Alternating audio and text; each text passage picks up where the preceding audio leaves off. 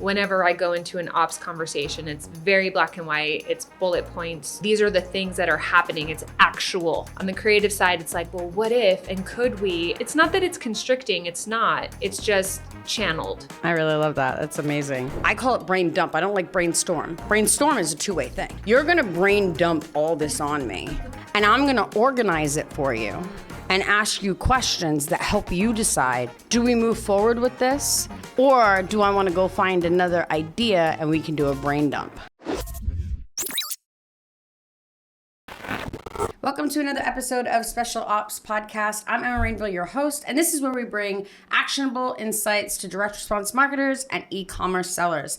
I'm dubbed the Wizard of Ops. I'm super glad that you joined us today. Please make sure to like and subscribe, and then join us over at www.specialopspodcast.com. Sign up in our members area called the Visionaries Vault for tons of freebies, tons of courses, checklists. All right, listen up. If your marketing team is running in one direction and your operations team is constantly playing cleanup, you've got a real problem, and it's costing you real money. When marketing overpromises and ops can't keep up, you don't just have inefficiency, you have a slow, quiet bleed that can really hurt your business. I've seen businesses scale to 8 and 9 figures only to hit a wall because they've ignored this exact issue. And today, we're gonna fix it and fast. Welcome to Special Ops, where we cut the fluff and dive straight into what actually works in scaling businesses. And today I have on Yara Golden. Yara is a master at crafting the kind of messages that don't just sell, but actually align teams, making sure the hype doesn't outpace reality. She's worked with some of the biggest names in direct response, and today we're talking all about marketing and operations and how they are constantly at war, and how to get them working together before your business pays the price. If you've ever had a campaign go viral only for your fulfillment to collapse under the weight of it, or if your marketing team is promising the world while your ops team is secretly panicking in the background, this one's for you. Oh, and by the way, before we dive in, I put together a really great resource for this episode, the Marketing and Ops Alignment Playbook, the 3-step framework for scaling without chaos. If you want that exact framework to make sure your marketing doesn't outpace your operations and vice versa, grab it for free inside the Visionary Vault at www.specialopspodcast.com/vault. No sales, no upsells, just straight value. I'm super excited. You're back again. We never left. I'm back again. We'll sprinkle it out though. I want to talk, we've talked a lot about marketing, about ops. We kind of keep hitting the same thing over and over again, but it's because it's so freaking important. I want to talk about marketing and ops and how they speak two different languages. And I kind of want to work through that for a minute. Okay. So tell me, in your experience, what have you found the marketing languages, or actually, I'll tell you what I think the marketing language is, and you tell me what you think the ops language is. Let's stop there. Let's talk through that. What are some of the things that operations has said or done that just was complete confusion? I don't know that it's as much confusion as not what the marketing team necessarily wants to hear, right? There's a lot of talk of things being data-driven and bottom line and conversions. And I mean, I think that they're all things that, yes, are important to marketing, but in the grand scheme of things, marketing really wants to have that freedom to play and explore and ideate and brainstorm and be creative, where I feel that ops is very much, the language that they use is very much tangibles, like on the ground and black and white. Right. And so it's very funny. I'm like staring at the back of your computer, and it's like the left brain is the logical side. It's the ops side of the business. It's black and white. And the right side is this like rainbow of colors, right? And it's just kind of like spilling out. Can I tell you, I've never even noticed that one side was black and white. And I knew that they were different, but it like never dawned on me one is black and white and one is colored. Oh my God. It never even dawned on me. Right? So that's kind of the difference in the languaging to me. It's like, I feel like whenever I go into an ops conversation, it's very black and white. It's bullet points. It's, these are the things that are happening. It's actual. It's real, it's tangible. On the creative side, it's like, well, what if and could we? And, what's possible. It's possibility, and it's very like expansive. Where I feel ops, it's not that it's constricting. It's not. It's just channeled.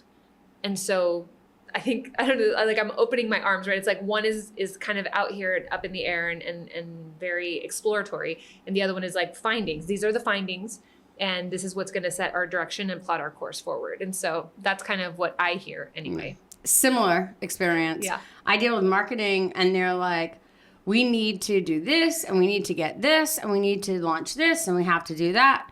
And then I go do it. I've learned not to, by the way. I'll go do it. And then I come back and they're like, oh, that was just an idea. That idea sucked. We're not doing any of that. Why'd you spend that money? Yeah. We sat in a planning meeting and we outlined what I needed to go accomplish. And I just spent 2 weeks accomplishing it. What do you mean? Well, because ops hears meeting and they're like planning meeting. Why else would we get on a meeting? Marketing hears meeting and they're like brainstorm. No, we don't do that. We don't do that. We brainstorm with our notebooks and then we come to a meeting to talk it out. You can brainstorm by yourself. Yes, you can. Well, I mean, you can. Way more effectively. So you get more fun. Right. So you get all your ideas identified so that you actually have something to accomplish when you walk away. I know that's difficult for you to understand, but I'm going to brainstorm my ideas, my challenges with my ideas, and then I'm going to show up at a meeting, share those with other people, get feedback, and we're going to leave with an action plan. That's such a logical way to do it, though. Right. Well, because for me, I'm like, well, if I bring an idea to you, now we can talk about the idea and it'll get better as we go. Right. But if I have it organized first, I can leave with action steps versus And another color-coded. meeting. Right. You're going to leave with another meeting. Yes. I'm going to leave with a plan. Well, now I have ops people on my team, so I do leave with a plan, but you change your mind about that plan as soon as you walk away with it. For sure. As soon as they're not looking, I'm like, okay, there's plan B and C. You're like Belcher on the ride home. Hey, you know that whole thing we just did? I had a better idea. Yeah. And it has nothing to do with that idea. You're like, that's actually a whole other business. Oh my God, the amount of times. And he'll be like, well, here's why it's not. Yeah. And I want to talk about this because operations thinks in execution. Yeah, totally. And marketing thinks in ideas. And that sucks and is amazing at the same time, right? Mm-hmm. Because you have to explain yourself and neither one wants to. Yeah. This is what we're doing. You hear, maybe sort of kind of. You say, here's the product we should launch. I hear, go get this done. Right. And if you're not explaining yourself like, hey, I'm don't have a fully fleshed out idea, something you would never say. I'm not ready to execute on any of this yet. I just want to chat about it. Mm-hmm. I absolutely love those conversations, by the way. That tells me, do not give feedback. Listen to what I'm saying. Mm-hmm. Ask me questions that leads me down the path I need to go on. Don't input right now. Because I don't have anything to input anyway. Right. Again, you don't want to give challenges to ideas that haven't been fleshed out yet because you want them to flourish. You don't want to dim the light. Right. And so I can ask you a whole bunch of ideas. Oh, that's really great. I can know, like, fuck, there's no way that we can sell that product for $19 because it's a manufactured product. Right. And it's a supplement, so I'm looking at, whatever. So this is a thought exercise. Right. Well, how do you, this happens instantly in my head. Instantly in my head. All I see is challenges. No, but I mean, you're holding the space for the thought exercise. Right. We're gonna have, I call it brain dump. I don't like brainstorm. Brainstorm is a two-way thing. You're going to brain dump all this on me, right? And I'm going to organize it for you and ask you questions that help you decide, do we move forward with this? Am I in this for the challenges that may come up? Right. Or do I want to go find another idea and we can do a brain dump? And I've worked with some visionary entrepreneurs. We had scheduled brain dumps. They kept a notebook, and they would go through the notebook, and they would leave all their ideas, and because otherwise they'd call me every day, and I'd be But by the time they got on a call with me, they'd be going through the notebook. No. But then I get dumped on the things that kept coming up for them. Yeah. And the stuff that keeps coming up from them that now can be filtered down with some questions and some some insight, not guidance, but insight on what they should be thinking about. Refined. Right. But that personality type and this personality type are really hard to find. And then when you do find them, I don't fight with anyone more than I fight with my visionary entrepreneur. Right. And if we're not, and it's a respectful, like, I don't think that's, Yeah. And they, you know how it ends up. You've been in those arguments. It ends up like a really heated debate. Nobody really has an ego in it, but it's a really heated debate because they have to hear you because you're trying to stop them from making a mistake that you know is a mistake. Sometimes you got to let them fall a little bit. I mean, you get it. So I'd love to hear how, like, the best, I'm going to call it integrator or operator that you ever worked with, and how they've been able to reshift your thinking or help you have a brain dump. Well, honestly, like my partner James is like the best operator integrator. You kind of have to say that. Well, you kind of have to say that. But I would. But you guys have worked together for as many years as you've worked together because there's a synergy there. Absolutely. And it's absolutely true, or I wouldn't say it. Like if I was like, oh, like Emma was the best, right? Like I would totally say it. Well, we've never worked together. That's why Emma is not the best.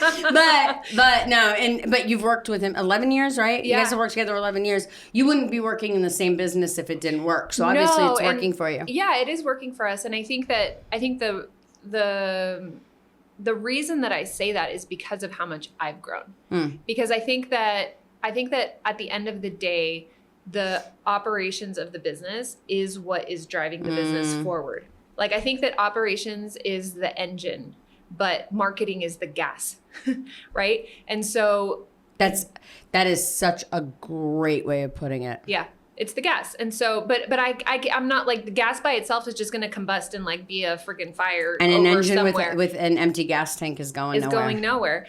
And so, I think that my ability to even recognize that and articulate that is a testament to how much I've learned from him. Right.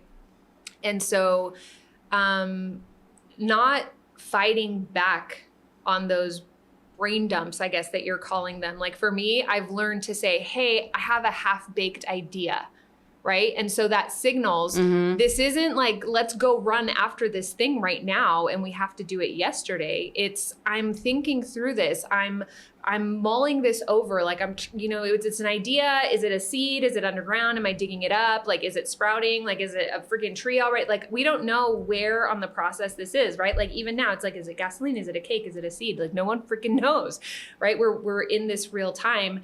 And I think that that's super important to have that space where you can be like, I'm just in the sandbox playing right now. Like you don't have to take this so seriously. And for somebody to be able to also hold up the business metrics and goals where they're just like, okay, well, that idea dump that you just did, how does that tie to what we're trying to accomplish over here? Because sometimes the idea that you have could be based on a show, or you went to a mastermind and someone said something really cool is working in their business, and all of a sudden you guys did the wave in your business, right? We did do the wave. So what my favorite thing to do is tell me how it aligns with that. Yeah. If I don't want to fuck with something and I'm just going to do it, if you haven't been in my house yet, have you? Mm-mm. In my office, I have all of them that I'm working on in posters or postcard form all throughout my office. And I'll just go, how does that align? Yeah. I need you to tie that in for me. And if they can't, yeah. And then I say, so how much time did you spend on this that you could have been focused on that? So yeah, I love that. But it's hard, right? Because as a creative, like you're like, ooh, like shiny thing. And it's like, well, do you go off and chase that? Or do you chase the thing that you said that you were going to do? And I think actually going to the wave, I think one of the things that was so impactful for me when we were sitting there was that... What we're talking about really quick is I have a foundational framework called WAVE, and it's where you do your written vision, your absolute focus, your values-driven future, and your execution plan. It's basically the foundational framework that your business lives and breathes off of for eternity. Yeah. But the thing that you said that I thought was so amazing was that you don't do goals, you do commitments. And I think for the longest time I'd had such such a difficult time with goals because I'm not a very visual person. Mm-hmm. So it's not like, imagine you having it and like see 5 years into the future. I'm just like, I'm right here right now. Like I'm in the moment, you know, but I know what a commitment is. And when I commit to That's doing why all something, the long-term stuff has silly names like flash forwards and pictures. Yeah. It's a picture of where we're trying to go that's going to change throughout. Mm-hmm. But what are we committed to this year? Yeah. And I think that was super, super big for me. It was like, what am I committed to in my business? Because I know what a commitment is in a relationship. I know what a commitment is in friendship. I know what a commitment is with like my body. Like I know what that is. It's like I said, I'm going to do something and I'm going to do it. And when I would get into the world of like goals, I was just like, well, it's a goal. Like I'm trying to do that. And it felt very like wishy-washy, and that doesn't lead to execution, right? But when I was like, well, I'm committed to doing that, I was like, ooh, that feels different. And I know what that looks like in all of these other areas. So I have evidence of how I'm supposed to show up in order to make that happen.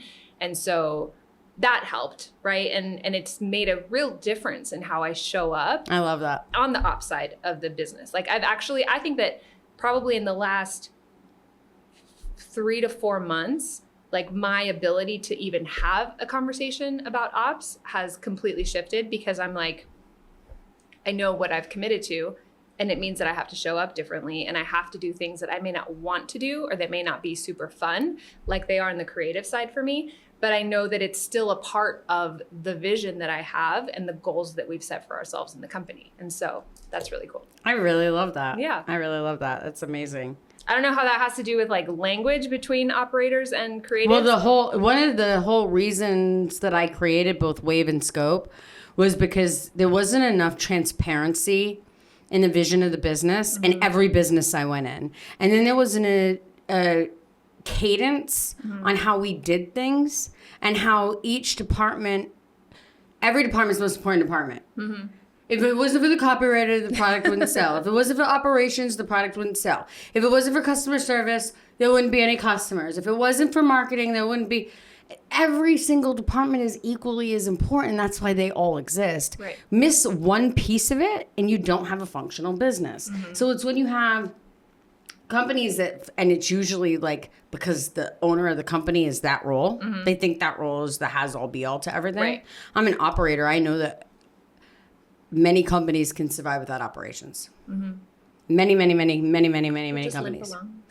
They're probably not going to make a ton of money. Yeah. And when I say make a ton of money, I don't mean revenue. I mean profit. They're probably going to have a lot more fires, but they could survive. Mm-hmm. An operator with a half-baked idea and a load of execution can survive without good marketing. Yeah. They could become a marketer, and we're not marketers. Mm-hmm. And we could do okay. You probably have a high profit margin. Right.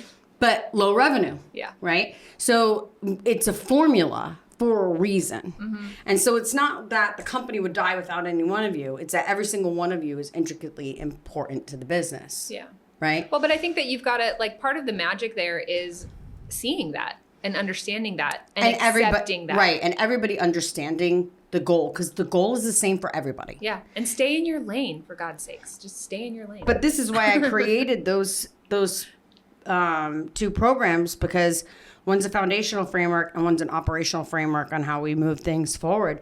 And if you have very clear understanding of what everybody's contribution is to how we move forward, the cadence by which we move forward, and the cadence in which we communicate and execute on those things, I mean, there's just, you show up in a different way. Everyone shows up in a different way. And everyone's able to contribute and have an understanding of how to hold space for each other. I do think, though, it's really interesting. Here we go. Well, it's interesting that we're talking about like marketing and ops, right? Because I think as I'm hearing you talk, I'm like, oh my God, like all that sounds like super boring. But I know, it's so true. I'm just being totally. You picked the topic. I know because I is the marketer. I freaking tell you. No, I think it's super important. But I'm just like. I guess I'm having an idea, right? Okay. An idea baby that's half baked. But it's like, I think that as you're talking about it, I'm like, yes, all of the things that you're saying are true. Like there has to be a cadence, there has to be execution plans, there has to be all of these things. But I wonder why the marketing team doesn't do a better job of like selling that vision to the rest of the team and the rest of the company. Because I think that that's what Wave is, right? Like when you do the Wave, you're just like, hey, like let's wrap all of this operational stuff in marketing so that you can actually, like we're gonna wrap the pill in some cheese so that you can actually swallow it, and it's gonna make you feel better, and you're gonna get more shit done, and we're gonna make more money, and everyone's gonna be happier. But most people don't take the time to do that. And I think that that's actually, I'm having like an aha, I think that's the role that I'm stepping into in our company, because I'm like, I'm a marketer, I'm a creative, but I now have like bridged the gap between ops and marketing. And I'm like, hey, everyone, we're going to have a process party next week on Thursday, right? And so we have process parties where we all get together and we're just like, all right, we're going to figure out the best way for us to move this forward. And all I did was call it a process party. And it's like a little, like we just spin it, right? I'm like, my job is to be like a spin doctor and make this palatable for my creative team. And yeah, so I just thought I would share that. You're so batshit crazy. What? No, that's great. That's great. That's great. I think the reason why marketing doesn't do a good job of selling the rest of the business on what the business is doing is because they need the operator to put it together for them. Like, think about when you guys were going through the process of Wave and of your commitments. How many times did I go out and talk you through it? Do you know what I'm saying? And it no one's going to sell the vision like you will. Yeah. So once it's done, you can. Yeah. But you need that component of operations, an operator and integrator, to help you understand. Otherwise, it's the same mess that you've created over and over again of ideas that people don't understand. Totally. So, but I do think there's no one that's going to sell it like marketing, and no one that's going to sell it like the visionary entrepreneur who's usually a marketer, right? But there's like definitely sales that needs to be done for ops, on the behalf of ops, to the rest of the team.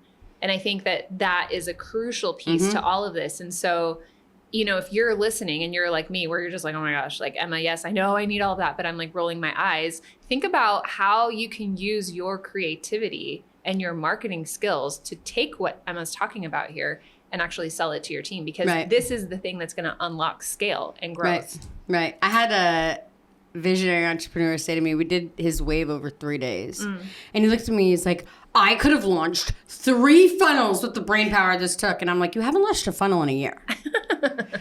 Calm down. Right. Chill the fuck out. Because now you will be able to launch a funnel a quarter probably. Yeah. Because we've actually got some sight in. But he literally is like, the brain power in the duck. Yeah. And it's thinking. It's deep work. This is deep work. And I think it's work that not a lot of people put the time and effort into doing, which is one of the reasons why I'm so grateful to have operators around me. Like, I know that I have James in my corner anytime I need him. I know that if I come up against a wall, I'm like, hey, Emma, do you have a process for this? Or have you worked with somebody who's come up against this thing? Like, I've surrounded myself, interestingly, with operators and integrators. Right. And it's uncomfortable for me because you all think so differently than I do, but I know that that's what's going to cause me to grow. Right. And it's going to cause me to start thinking and looking at things differently. If I just sit with creatives and I only surround myself with creatives, it's just going to reinforce the like, oh, we don't need that. Like, they're not like us, right? But I don't want to be. That song is now stuck in my head. I know, I did on purpose, sorry. I want to be in a place, like, I want to be the dumbest person in the room. Always. Right? Always. And so even though it's uncomfortable to put yourself in that position, and it's vulnerable to ask the questions where you're just like, hey, like, how do I actually create a process? Like, I don't know. You would have a field day if I'm like, hey, Emma, like, you know, we're trying to do. That would excite me. Yeah. Like, hey, we're probably more than a check. Right? Like, hey, we're trying to do X, Y, Z. And you'd be like, oh, let's go. Right? Like, I've done that already. Or I can't believe you have something that I haven't done. Like, let's figure it out. That's fun for you. Where it's vulnerable for me to ask because I'm like, oh, maybe I should already know this. I should know how to do this already, which is something that business owners get stuck in all of the time. Right. Not just. Or they would lie. Yeah. We're both in Driven. That's how we met. That's how we became friends. We're low-key BFFs, guys. We're talking so much shit to each other, but we're in text every single day about 25 times and on each other's Apple Watch. Oh my God. So much walking. Oh God, I'm so glad we're taking a few days off. That's true, me too. But I love that we're in Driven. And one of the things that I really love about Driven that I hadn't seen in other masterminds that I've been in, other masterminds that have been there, those mastermind owners, I mean, at least from my experience, the ones I had been in, are showing up for the check that they're getting. They're not showing up to push people. And Driven is the exact opposite. Like I don't even think those guys know what they make off Driven. Right. They do it for the sheer enjoyment of teaching. Mm-hmm. They have other businesses. None of them need money. They're doing it for the love of being on stage, for the joy of being the guy. Yeah. And just their and they makeup. are the guys. And they are the guys. And it's funny. I get to see the back end of, I always say Perry's my oldest child. Right. Jason's my sad little middle that always has to test and push the limits. Yeah. And Qasim's my youngest who can do no wrong.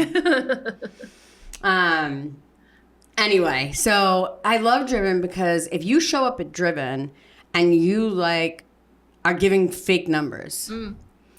Qasim owns Solutions 8. He's a marketing guy. He's a media buyer, or he's not a media buyer, but he had a media buying agency. That means Qasim really knows numbers. You start lying and throwing out numbers. Mm-hmm. How many times has someone been on a stage or at a table and Qasim's like, wait a minute, hold on. When he does that, wait a minute, hold on. You know what I'm talking about? Game over. You know that he's about to destroy you. Why are you lying about your numbers, man? Yeah. Like, what are you here for?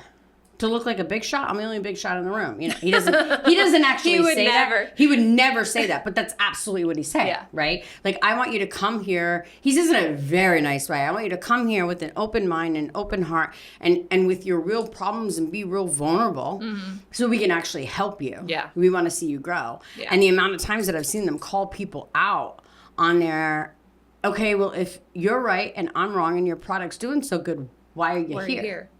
Because you can't stay 70 degrees in a 100-degree room. But if you feel like you're at 100 degrees, you're not going to grow. Go somewhere else. Mm-hmm. Yeah. But it's a mindset. And it's a personality trait to seek those rooms out and to put yourself in those rooms. Like, I have never been as uncomfortable as I am when I walk into a new mastermind. Right? Because you're like, I don't know these people. I don't know these businesses. There's a threshold that you have to have reached to be in this room. I feel this small, right? Like you never know. You're like, am I a little fish in this pond or am I a big fish in this pond? And at the end of the day, it doesn't matter. And that's the place where you have to get to because everyone's in there. You want to be the little fish in the pond. You want to be the little fish in the room. Because you want to be in the room where they're going to surround you so that the other big fish can't get to you. Totally. But protect you. But I guess what I'm getting at is that even the big fish that are in the room are there because they have a problem. And they're looking for the solution, right? And you may have it, right? So I think that's really been one of the things that has acclimated me to being around people that I'm like, oh, okay, you guys definitely know more than I do about this stuff, but I'm okay saying that, and I'm also okay raising my hand and saying I need help with this. Yeah. And so I think it's just an important point here because I do think that there's a lot of miscommunication and misunderstanding between ops and the creative team. And we could even throw sales in the mix too, right? Because we haven't talked about the sales teams, but that's another one that everyone's we hate them together. That's the one we tag team. Exactly. That's the one thing that aligns us.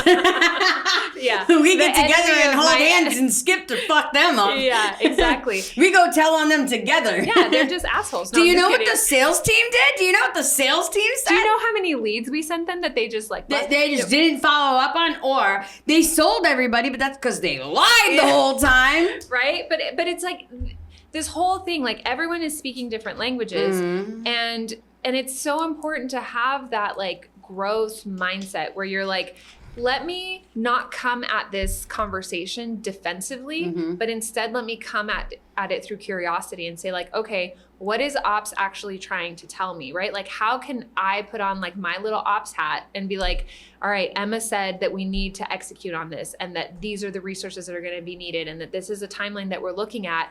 And when I look at my marketing department, I'm like, crap, we I don't know if we can meet those, but let me stay curious and let me ask more questions and let me ask for clarification and for guidance and everybody gets better. And the same for ops, right? It's well, okay, marketing's coming at me with all these ideas. How the hell do they expect me to get all of this done? I don't have the people, the resources, whatever.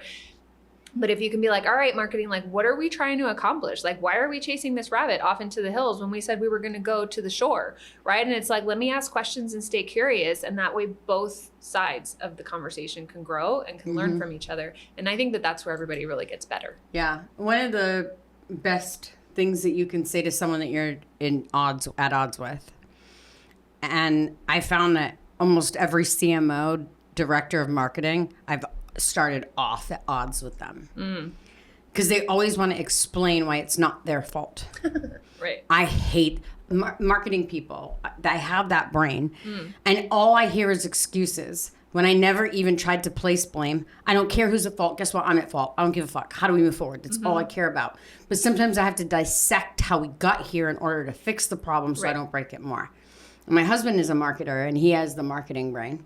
And so him and I, for example, I called him Monday. He was supposed to be at a certain location to meet a certain person Monday at 8 a.m. And I'm like, you didn't get there till 10:30. They messaged me and like, didn't get here till 10:30. We didn't get done. Why didn't you get there till 10:30? Well, he told me he was coming on Monday, but he didn't tell me what time. We open at 8. Like, why wouldn't he be there at 8? Well, I don't know. He didn't tell me what time. I figured he'd text me. He told you he was coming on Monday, yeah? Yeah. Why didn't you ask? Well, because, no. Next time you need to just ask. Well, the reason why, it doesn't matter why. It doesn't even matter. We're past it now. Next time when someone says I'm coming on Monday, you need to ask why. Well, the thing that I'm hanging up now because I don't care about your excuses. Like literally, I don't care about your excuses. So, and that's the fight that ops and marketing gets in. Fortunately, I'm not as testy with staff because they have to do a lot less to separate from me. And so... So generally speaking, when I'm at odds with the director of marketing or a CMO, I'll come in and I'll just, hey, I really need our relationship to be good in order to be successful at my job. So I need you more than you need me. Not fucking true, by the way. But I need you more than you need me. And I recognize that. So what have I don't know what I'm doing. Not what have I. I don't know what I'm doing to make us so at odds. I take all the blame. You don't need to make any freaking excuses now. And you don't need to also get defensive because I just took all the blame. Right. How can I show up where you and I can get along and help move everything forward? Both of our jobs is to move this whole business forward. To move the needle on revenue is your job. To move the needle on profits is my job. To make sure that customers are getting delivered is my job. To make sure we're getting customers is your job. We need to work together. I need you in order to get my job done. How do I talk to you? How do I bring up issues with you? Because what I'm doing clearly is not working. Right. So I need to understand how to make you happy so that I can do my job. This now gives them all the power. No, it doesn't. It gives you all the power because now you can actually understand what you need to do to move the needle. And that's all that freaking matters anyway. Right. Right? And so I really love that hack, and you can do it in any situation. I love that hack. And then they'll usually tell you what's bothering them. Yeah. And it's probably something like, you keep bringing up the marketing numbers in meetings like they're bad, like we're not working so hard. It's a matter of fact. Yeah. So how do I now relay the KPIs? Now I'm going to go, marketing did a great job. We didn't hit our goal of 6, but they brought it up to 4.1 from last week's 3.9. So round of applause for marketing. How do we keep that going? Right. Gun to my head, by the way, the emotional energy that takes from me rather than just read the number. Right. Right. But now I know the problem and now I can work in synergy with someone. Well, but these are the differences in personality type, right? Like, because you have, for the most part, I would say, people who lean towards people pleasing and, wanting to hear that they did a good job and like approval and things like that. Nuts. Not in a negative way, but I just think that the act of saying, I made something here, like I made something for you. Can you like look at it? And you're just like, well, but it only brought in 4.1 instead of 6. And that's not what I'm saying though. No, I know. I'm reporting on numbers, but that's what you hear, right? Because you're like, I worked really hard on this. Like, how did it do? And it's like, it didn't do well. What are you going to do next? Yeah. That's my job. Right. No, but then you have on the other side, you have people who are very bottom line, like black and white, bullet points. And over here, you've got like fluffy, like, rainbows and butterflies and and like spinning stories and like all of these things, right? And then you contrast that with meanwhile, I'm like, I don't need to hear your fucking story. This meeting is only 90 minutes. Exactly. I need to get to the point on everything, so let's get to the point. Well, so, yeah. I think the actual point is that it's not personal. Right. Right? Like the numbers are the numbers. They're black and white. They're not going to lie. Numbers don't lie. And the copy can be changed. The design can be changed. But it is so easy for an operator to just, the way they present the numbers when they know it's going to marketing. Totally. Just flipping it to presenting it in a way that they don't feel like they're on trial. Well, and also on because all of you have like social anxiety, freaking crazy imposter. We just want to do a good job. Syndrome. You just want to do a good job. People pleasing nightmare. And like you're all a nightmare, all of you. But you can also do personal development, right? Because just like ops can say, hey, Absolutely. I'm going to wrap the pill in cheese.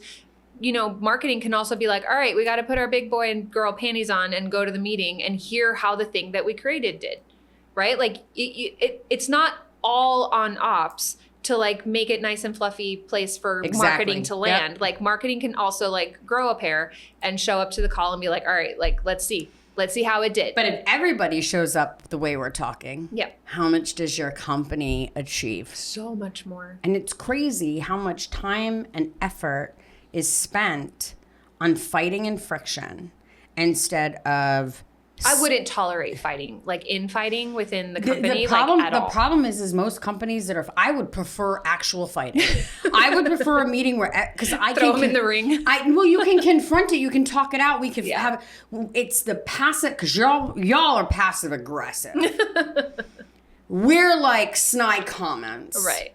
Which... Then you guys go off into a corner and it's... and then Ops is off in a corner. But Ops is smarter than y'all. Because then Ops goes to customer service and runs their mouth. Then they go to sales and run their mouth. Then they go to the CEO and run their mouth. Well, just because you're less introverted than we are. And there it is. Yeah. I actually don't do any of that. No. Because it's toxic. Totally toxic. So usually it's your lower level managers and entry level positions that are doing that. Well, and if that's happening, it needs to like get nipped in the bud. But your higher ups are where it's happening because you're giving me passive aggressive statements. I'm giving you dirty looks. And then I'm going into the ops team being like, look, we need to watch her. Mm-hmm. And this is where leaders get toxic. We do need to watch you, by the way, because you're fucking nuts and you do stupid things that create big problems for us.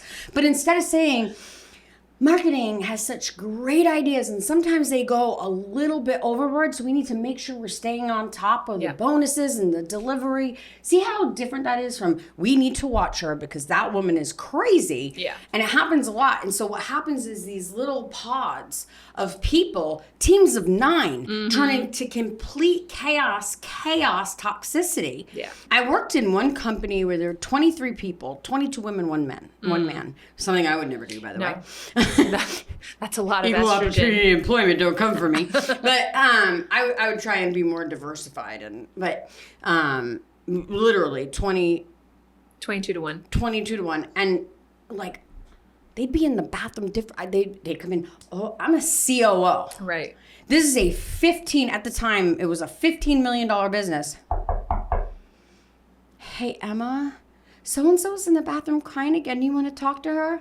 Abso-fucking-lutely not. What the fuck is she crying about? Right. Oh, well, so-and-so said that she wasn't doing her job well and she was just really upset and she's in the bathroom crying. Or so-and-so said that she's gross and she didn't wrap a tampon. Like crazy things. I'm like, what planet? I mean, you probably know it took me about 2 weeks to nip all that in the bud. I'm sure. All that in the bud. But it was crazy to me. As it should be. But those levels of toxicity come from above. Yeah. It starts with leadership with their snide comments and then I go and I say this to my person, you go to your person and you're like, she's trying to keep us from doing it again and we can't, now she's going to go report the numbers because she said that we couldn't do what we wanted to do. And then your person is going to go down and it's going to get escalated and more toxic and that person's going to go, it makes sense. So when you can align, your leadership to watch their language, even if their faces. Even if I there are times where I've hated the CEO, I've hated the CMO, and I've hated the CFO. All three of them in the same company, hated them. I came in to do a job. It was 3 to 6 months, and I just want to get it done. You will outside of my up, and I'm dealing with my mastermind owners. I need to figure things out. I may complain to them. You bitch up, not down. Yeah. My business partner, if I might complain to them, but I'm not going to be running my mouth amongst my staff because what's going to happen to my staff? They're going to pick a side. And it's always going to be mine. Right? It's I say that's actually not true. My shockwave staff, it's going to be the right side. They're actually really, really good at, because we've trained them to be, they're really, really good at like, hey, you're having friction with this person because of a personality problem. Why don't I step in and handle those meetings? But I'm not going to complain to the ops team about the CFO. Yeah, no. My language is going to be like, he's really great at what he does, but because he's holding on to those numbers so tightly, we have to be aware of XYZ and make sure we're conforming to how he needs this done. But this is a culture conversation now, right? Because it's like, okay, yes, like marketing and ops not being on the same page creates a culture of toxicity. Oh, absolutely. Every time, through every department. Absolutely, but it will always trickle down, right? And so how you are showing up as the leader, as the CEO, as the founder, CMO, CFO of the company, COO, right? Like that is going to anyone with the chief or director in their title. Yeah, it's gonna set the tone for how conversations happen, how people look at different departments, how people treat clients, like how people talk about clients internally, how people look at the work that needs to get done. Like all of those things are trickling down. And so I found myself where we've had clients where I'm just like, oh my gosh, like they ping me in Slack and I'm like, why are we even working with this person? Like, I can't stand this person. Like, they need to go. But you're not going to go to staff and keep talking about that. Not. You're going to come to me. Absolutely. And like at night, we're going to be these idiots. Absolutely. But even with me not saying anything, I can feel when the staff, and this is why those types of clients have to go, right? Because I'm like, I will not support something that's going to change the culture in my team, in my company. And so you gotta be really honest with yourself about who's a good fit, who's not a good fit. And if you see things like that happening in your company, like you said, you have to nip it in the bud. Either you have to have a very real conversation with the people that are participating in it. You have to make an example of somebody and be like, hey, listen, like you got to pack your bags and you got to go because whatever you did crossed the line and we can't tolerate that here. And normally people fall back in line where they're just like, oh, okay, that toxic person left. I'm looking pretty toxic right now as I look at the mirror, like let me shape up because I really do like being here. Yeah. I've seen it where one person got removed from a company and like 3-4 people that were failing, that were in line. Okay, we can only fire one at a time. Yep. He's like the You cut the main head off the problem. snake. Let's go ahead and get rid of him, and then we'll slowly replace everybody. And these 3 didn't need to be replaced because it one bad apple, man. Yeah. One bad apple, man. Yeah. You gotta freaking cut them out right away. Hire slow, fire fast. Yeah, and it makes a real difference, you know. And if you have an A player and you surround them with like B or C players, they're not going to raise the vibration of everybody else. Like they're either going to leave because they're going to be like, this isn't the right team for me, or they're going to sink to the level of people that they're playing with. And so in a situation like that, maybe you had somebody who's dragging everybody down and they're just like, oh, I guess that this is just what's acceptable here now. Like we're able to gossip, we're able to complain, we're able to blah, blah, blah, blah, blah. And you're just like, actually, we're not. This person's gone and you're next in line. And everyone's like, nope, we're actually really good. We want to be A players again. I say it all the time. I have an open door policy. However, if you come to gripe about someone, know that the very first thing I'm going to do is get up and go get that person. Yeah. Because I can't help you with that problem unless we include that person. Yeah. We're not going to have end runs where you circumvent someone and come to me. Yeah. I'm happy to help you fix the problem between someone else. Yeah. But also, if you come to me and you're not a manager over someone, you have no ill effect from what they're doing, but want to come tell me about something they're doing or something that's going on and just... You're going to tattle? Like, what the... And there's sometimes where it's like, someone's about to quit, there's a big project. There are some times where it's like you are being an A player. Yeah. 99.9% of the time, you just didn't get your fucking ass kicked for snitching enough when you were younger. And let me be the one right now, because I can't put hands on you, but I am going to assault you with my tongue right now and let you know what an absolute Jesus. What an absolute piece of shit I think you are. Yeah. That you ran behind your coworkers' back. And I always say, like, if you don't consider the people that you're working with your battle buddies and like no man left behind, I didn't do my job. Yeah. So if I'm doing my job and you come in to tell me about how, hey, I just wanted to let you know, like, Chris called out and said he had the flu, but I saw on his Facebook that he was out drinking till 2 o'clock in the morning last night, so... Just want to let you know. Like, when the fuck? It's PTO! Yeah. For a reason. Shut the fuck up. Yeah. I'm actually... That's something you can lie to me about. I don't want you to be like, hey, yeah, I got fucking trashed last night, and now I'm not coming to work today. I would much prefer you say, hey, I got the flu, I'm not going to be able to work today, my quality's going to be poor, hopefully I'll be in tomorrow. I much prefer, I don't like being lied to for sure, just say I'm taking a PTO day, for Christ's sake. But if you're going to lie, that's the time to do it. Right. What kind of relationship are you creating with your people that they can be like, yeah, I got so trashed. I was at Taco Bell at 3 a.m. You know what I'm going to do, by the way? I've actually done this. That's an actual true story of something that happened. I'm like, hold on 1 second. Hey, Amanda, you might want to take Jeff off. I just changed the names. Yeah. You might want to take Jeff off your Facebook because this asshole just told me what was on it. Right. Send text. Yeah, it's crazy, but I think it's so important to be able to step into those difficult conversations with people.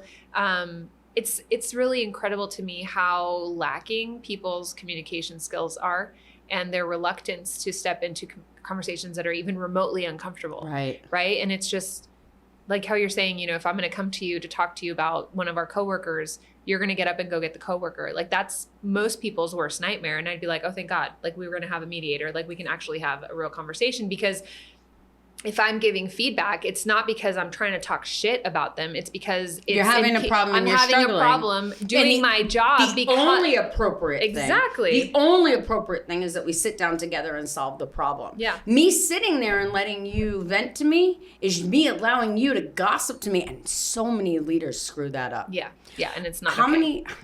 This pisses me off all the time. This one pisses me off. Hey, Emma, I got to talk to you. I'm not supposed to tell you this. But, and this comes from CEOs sometimes, but so-and-so member is having this problem with so-and-so member, and like, I don't know what to do about this, and blah, blah, blah. And then you go and you've like, and specifically what I'm talking about is we were managing a company that had different coaches. And the coaches were considered members because the coaches they joined to become a coach, and then the top 10 became coaches. So they were also members, and then they'd coach the members. So this came from the CEO. So we were teaching like business development. So this coach is having a problem with this coach, and I'm not supposed to say anything. The fucking second you as a boss or an owner say, yeah, sure, you can talk to me, and I won't tell anyone, unless it's a personal problem like, hey, my husband has leukemia, and I'm really struggling at home. Yeah. I'm trying the best I can to keep up with my job, but I just wanted you to know that I'm really trying. Or if I'm off, it's because of this. Right, or whatever. Right. Like I'm telling you something personal about my life, then that's acceptable. Anything to do with anyone else, that is gossip. Yeah. That is nonsense. Or when you play this game drives me crazy, and so many leaders do this one. Can we spin this truth this way because this employee doesn't want that employee to know they said anything? That's interesting. So I work with visionaries on a different level than you do. Yeah. So, and then I have to break down for them why that's manipulation in a bad way. There's manipulation that's good. Yeah. Everybody thinks manipulation is a negative connotation. It's just not. It's just not. Yeah. That is a very negative, toxic form of manipulation. For sure. So, yeah. So just back to leaderships and ops. Yeah. And them not being aligned is a huge problem, but also your C-suite executives, your directors, your ownership has a lot of influence on how all of that plays out. Totally. Yeah. Like if you have a leader who's rolling their eyes at ops and is like, oh, like whatever, like they're here because we have to have them, right? Like legal, like everyone, like legal and compliance. Everyone's like, oh, they're only here because we have to have them. And there's only everyone says it that way, Ryan Poteet. What's the problem? Right. But it's like, then they're seen as that guy. Right. And it's just like, oh, they're here again. Like, okay, everybody listened at the meeting and blah, blah, blah, blah, blah, blah. And everyone rolls their eyes and everyone goes back to doing whatever they were doing. Right. And that doesn't work because you freaking need ops and you do need legal and compliance and you do need marketing and and all of those departments need everybody else to listen with curiosity and with an open mind as to like, what are they trying to say? Right. And asking questions. Like if you don't understand what's being put in front of you, there's nothing worse on our team than having a question and not asking it. I would rather you come to me on my team and be like, what's a funnel? Where I'd be like, oh, absolutely. I'd be like, wow, okay, well, let's I didn't do my job hiring. I definitely didn't do my job hiring, but I'm glad that you asked because it's way more detrimental to the team for you to pretend like you know and then screw things up left and right than for you to get on a call and just be like, hey, I'm not really sure what an abandoned cart sequence is. I'd be like, awesome. This is what an abandoned cart sequence is. This is what it looks like. This is the objective. This is how many emails you're supposed to have. This is the type of language that you're going to want to send or say. And these are when you want to send them.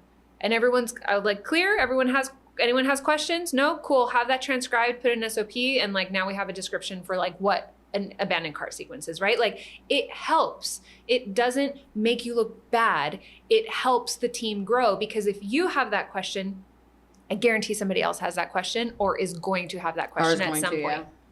So I love it. Well, yeah, we've talked for a really long time. We have. Yeah. Did we hit everything? No, but that's okay. We're just gonna. So how do they find you? How do they find me? You can find me at yaragolden.com. It's YARA. Because Emma says it's spelled stupid. I was wondering how many times I was going to have to say it before you just threw it in there yourself. 2 times. Clearly. Golden, Golden, so yaragolden.com. And yeah, this has been fun. Oh my God. So fun. So fun. I've absolutely loved this. All right, let's recap. If you don't have marketing and operations aligned, you're losing money, period. We just broke down how it happens, why it happens, and most importantly, how to fix it. Big shout out to my good friend, Yara Golden, for dropping absolute gems today. If you got value from this episode, here's what you do next. First, go grab the free playbook. We built this marketing and ops alignment playbook to make sure your business is not running in circles. You'll get the 3-step framework we talked about today, plus extra tools to make sure your teams are working together, not against each other. It's 100% free, no fluff, no bullshit. Just go to www.specialopspodcast.com/vault and download it today. Second, share this with someone who needs it. If you know a business owner who's dealing with this exact nightmare, send them this episode. Trust me, they'll thank you for it. Last thing, subscribe and leave a review. We drop episodes every week on Tuesday, packed with no bullshit strategies to scale without breaking your business. Hit subscribe, drop a quick review on Apple Podcasts or Spotify, and let us know what's working for you. That's it for today. Stay sharp, scale smart, and I'll catch you on the next one.